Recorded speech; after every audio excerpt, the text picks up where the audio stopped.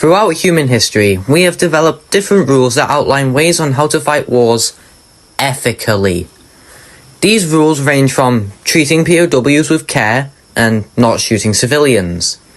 However, there is one rule that is infamous for banning a specific class of weapon.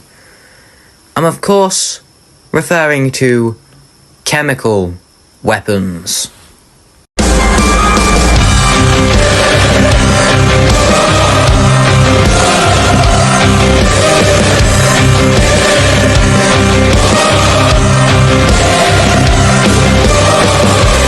Before we get into the weapons that I'll be detailing in this video, I want to make mention of the Chemical Weapons Convention. This was a conference that successfully outlawed the use and storage of chemical weapons in the late 1990s. Thanks to this law, chemical weapons are now considered illegal weapons of mass destruction. While this is indeed a good thing, it unfortunately took far too long, and the use of chemical weapons had already left their mark.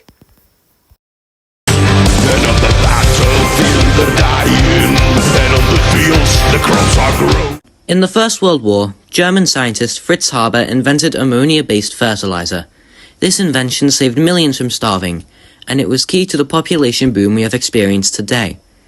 However, at the same time, Fritz Haber also invented something terrible: weaponized chlorine gas. Chlorine gas was the first gas used as a weapon in the First World War. It has the chemical formula of Cl2, and you have probably used it in your chemistry lessons. The first attack, which involved chlorine gas, was in 1915 at the Ypres salient. At 5 p.m, a wave of asphyxiating chlorine gas was released by German specialist forces against two French colonial divisions.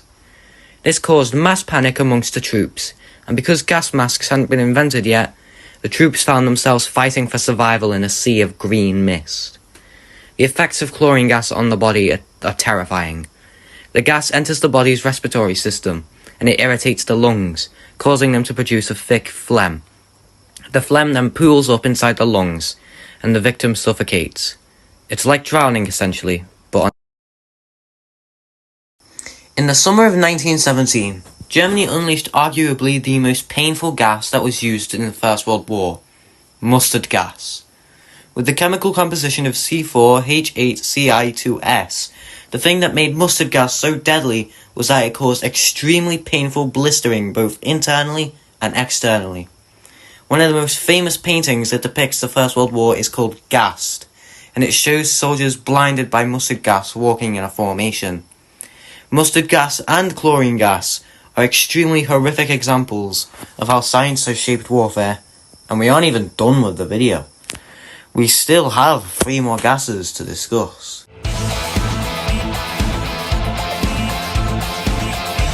The horrors of gas warfare in World War I had left a psychological impact on the minds of those who had to bear witness to it.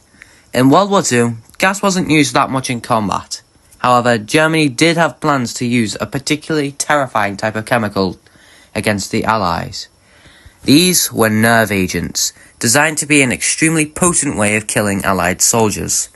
The main types were Napalm gas, chemical formula C5H11N2O2P, sarin gas, chemical formula C4H10FO2P, soman gas, chemical formula C7H16FO2P, and cyclosarin gas, chemical formula C7H14FO2P. These gases were designed to target the nervous system and shut down vital bodily operations via messing with the nerves. That way, the body wouldn't be able to breathe, as no nerve signal would come through. However, Hitler didn't actually want to use these in combat, as he was a soldier in the First World War and had experienced the horrors of gas warfare himself. So, I guess you could say that Hitler's PTSD of the Great War saved millions of soldiers from being gassed by horrific nerve agents. Now, these nerve agents may be scary, but they weren't actually used by the Germans. The next chemicals, however, were not only used in combat, but they were used by the supposed good guys.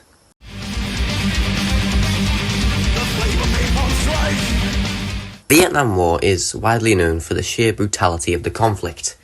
The Viet Cong's use of booby traps were indeed horrific, Yet the United States also had its violent ways of killing people.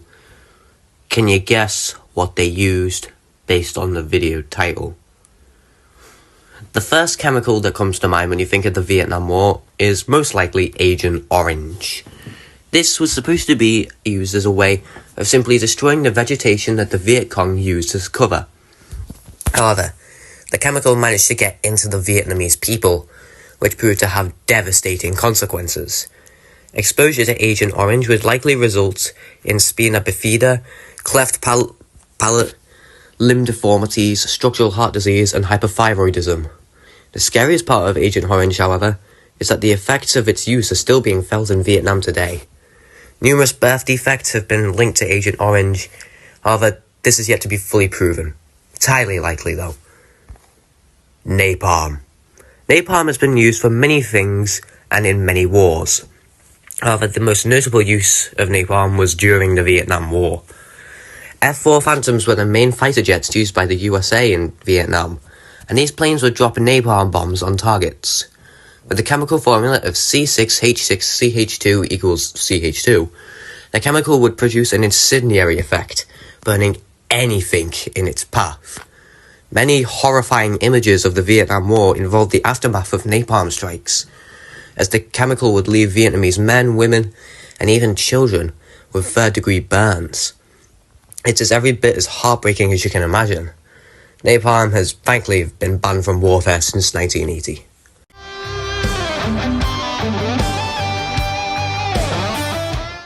If there is one thing that unites all chemical weapons, it's the fact that all of them lead to painful, slow, horrific deaths.